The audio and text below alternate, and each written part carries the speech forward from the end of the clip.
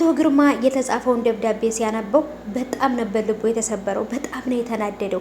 ከዛም ሄዶ ልጁን ወረቀት ላይ ወረቀት ጻፍ ብሎ የሚጽፈውን ጽሁፍ፣ ምክንያቱም እሱ ልጁ እንደሆነ ስለጠረጠረ መልኩም ልጁን እንደሚመስል ሌላ ልጅ እንዳለው አቶ ግርማ ያውቃል። ግን በዚህ ፍጥነት ወይም በዚህ ቅስፈት ውስጥ ይመጣል ብሎ አልጠበቀውም። ልጁ ግን እራሱ ነበር በሌላ ሰው ጽሁፍ አጽፎ ደብዳቤውን ያስቀመጠለት። ግን ይሄን ነገር ጻፍ በጽፎ ብሎ ወይም በወረቀት ላይ ጻፍ ሲለው የጽሁፉን ለማረጋገጥ ወይም ደግሞ ማን እንደጻፈ ለማወቅ ፈልጎ ነበር ይሄን ነገር ያደረገው። ግን ደግሞ ማን ነው የሚጫወትብኝ? ማን ነው እንደዚህ በህይወቴ እንትን የሚለኝ? ለምንድን ነው እረፍት የማይሰጡኝ ብሎ ነበር በጣም የተበሳጨው። ግን ደግሞ እውነት አቶ ግርማ ልጅ እንዳለው ደብቆ ወይም ልጅ እንዳለው ዝም ብሎ ትቶት ተቀምጦ ከሆነ ይሄ ነገር ሲገባዋል እንጂ አያንስበትም፣ እንደውም ይበዛበታል። ምክንያቱም ሰው እንዴት ወልድ ልጁን ይጥላል? በጣም ከባድ ነው። ሰላም ሰላም፣ ውድ የተከበራችሁ የቻናሌ ተከታታዮች እንዴት ናችሁ? ከኔ ጋር ሁሉ ሰላም ነው። ሰላማችሁ ይብዛልኝ ባላችሁበት ውድ ቤተሰቦቼ። ለቻናሌ አዲስ ከሆናችሁ ሰብስክራይብ አድርጋችሁ ቤተሰቡ ነው። ነባሮች እንኳን በሰላም መጣችሁ ብያለሁ። ተወዳጁ የጽናት ድራማ እንግዲህ ትናንት ተለቆ ነበረ። ቤተሰቦቼ እጅግ የሚገርመውና አወዛጋቢው ነገር ምንድነው? አቶ ግርማ የእውነት ልጁ እንደሆነ ያቅ ነበር? ከሌላ ሴት ልጅ እንዳለው ያቅ ነበር? ይሄን ነገር እያወቀ ነበረ ከጽናት እናት ጋር የኖረው? ለምን ይሄን ነገር አደረገ? በጣም ጥያቄ ተፈጥሮብኛል። ምክንያቱም ታላቅ ወንድሟ ነው ሊሆን የሚችለው እንጂ ታናሽ ወንድሟ አይሆንም። ታናሽ ወንድሟ ከሆነ በጽናት እናት ላይ ነበር የሄደው ማለት ነው። የጽናት እናትን አግብቶ እያለ ችት አድርጎባታል። ወይንም ደግሞ የጽናት እናት ከሞተች በኋላ ትዝታን ሳያገባ በፊት ነው ይሄ ነገር የተፈጠረው።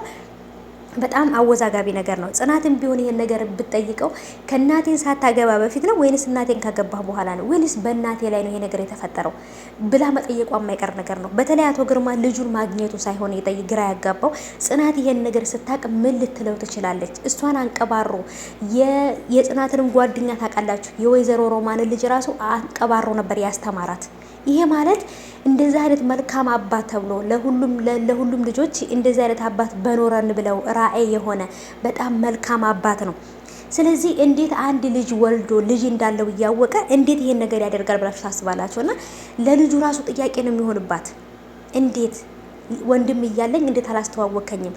እንዴትስ አትረዳውም? እንዴትስ ከጎኑ አልሆንክም? ብላ የሆነ በቃ አለ አይደል? አሁን አቶ ግርማ የእውነት ልጅ እንዳለው እያወቀ ትቶ ከሆነ ወይንም ልጁ የሱ እንደሆነ እያወቀ ልጅ አይደለም ብሎ ከድቶ ከሆነ የእውነት በጣም ነው የምከፋበት። እኔ አቶ ግርማ በጣም ብዙ መከራ ስቃይ ያሳልፋል። በጣም ጠንካራ አባት ነው። ለልጁም ጥሩ አርአያ የሆነ ልጁንም ጥሩ ነገር ያስተማረ፣ ለልጁ ሲል እንኳን የሰው ሕይወት ሊያጠፋ የነበር ነው ታውቃላችሁ። እስር ቤት ሁሉ ገብቷል። እና ይህንን መልካም የሆነ አባት እንዴት ነው ልጅ እያለው ልጁን አልፈልግም ብሎ በቃ የከዳ አባት ይሆናል ብዬ አልጠብቅም። እና ይህም ልጅ አባቱ እንደሆነ አውቋል። በተለይ ደግሞ ያለ እኔ ተቸግሬ ያለሁኝ እኔ በችግር አድጌ አባቴ ማን እንደሆነ አላውቅም፣ እናቴም ታመመች።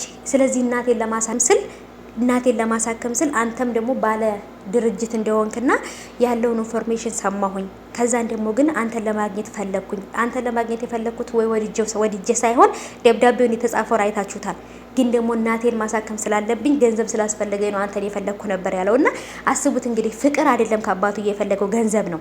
ምክንያቱም እናቱ ታማበታለች። እና ጽሁፍ የተጻፈው በሌላ ሰው እጅ ነው የተጻፈው፣ ጽሁፉ ማለት ነው በሌላ ሰው እጅ ነው የተጻፈው፣ በልጁ አይደለም። እና አቶ ግርማ ለማመሳሰል ፈልጎ ነበር ጻፍ ያለው፣ ግን ምንም አልተፈጠረም።